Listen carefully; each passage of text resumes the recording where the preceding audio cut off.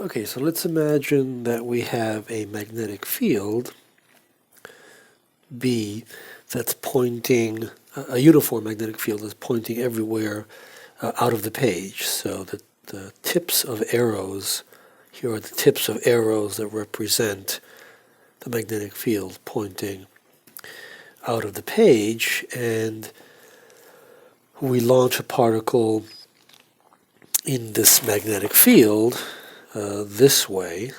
So this is the velocity of the particle, and the particle has charge q star, let's say, and the magnetic field has a magnitude b naught, and the magnitude of the velocity is, let's say, v naught, and we want to evaluate the magnetic force Fb, which we know obeys this strange mathematical expression.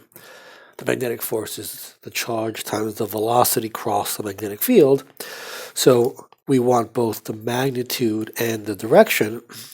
So the velocity is this way to the right, and the magnetic field is upwards. So there's 90 degrees between V and B. And so the magnitude of this quantity we know must be it's the magnitude of the charge times the magnitude of the velocity times the magnitude of the magnetic field times the sine of the angle between velocity and magnetic field, which in this case is 90. So that's the sine of pi over 2. And therefore what we get is q star v naught b naught times 1, because the sine of 90 is 1. So we know the magnitude of the magnetic field, and the direction of the magnetic force at the moment the particle is launched to the right satisfies the right-hand rule. So velocity is our index finger. It points to the right. So we take our index finger and point it to the right. The middle finger is the second vector in the vector product, so it must point upwards. So I'm going to tilt everything this way. My hand is looking this way. So V cross B gives me a magnetic force, which must be that way. So it will make the particle rotate to the right, because V cross B is to the right. And so that's the direction of the magnetic force at that location. So now let's say that we have the same magnetic field, but instead of launching the particle to the left, let's make a few more magnetic field lines coming out. Let's launch the particle in a different direction. Let's say we launch the particle that way. So that's the direction of the velocity.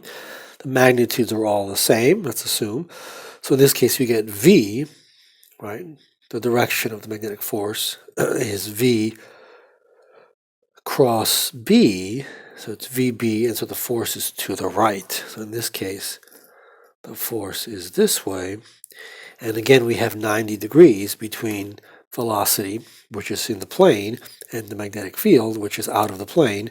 So the magnitude is the same in this case as well. Let's say that we have, let's change the direction of the magnetic field. So let's make the magnetic field into the page, so it's the back of the arrow. The magnitude is unchanged, but here we flip the direction of the magnetic field, and the velocity, say, let's change that as well. Let's say the velocity is to the left. Particle is launched with a velocity to the left, and now the direction of the magnetic force is V, which is this way.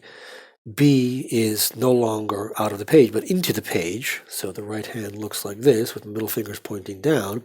And so we see that the thumb is pointing to the left, and the force here must be that way. Okay, so V cross B is that way, and the magnitude is the same as it was here because we still have 90 degrees between V and B. And let's do one more case where let's keep the magnetic field pointing into the page. That's the back of an arrow. These X's represent the back of an arrow. But now we launch the particle, let's launch it into the page. So that represents the velocity of the particle, the back of an arrow for the velocity. Now we have V cross B. They're aligned. So the index is down and so is the middle finger. But when these two vectors come together, the thumb dies. And another way of seeing this is that the magnitude of F is the magnitude of the charge, of velocity, and of magnetic field times the sign. In this case, it's 0, and that makes it 0. So in that case, the force is 0. Notice that as long as the velocity is along the magnetic field, there's no force that comes into play. Magnetic fields, in a sense, don't like to be crossed.